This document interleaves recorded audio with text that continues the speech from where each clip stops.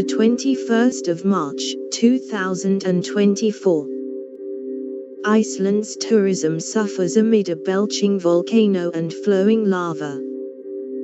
In a country that relies heavily on visitors, hotels faced repeated evacuations, and one resort was temporarily shut.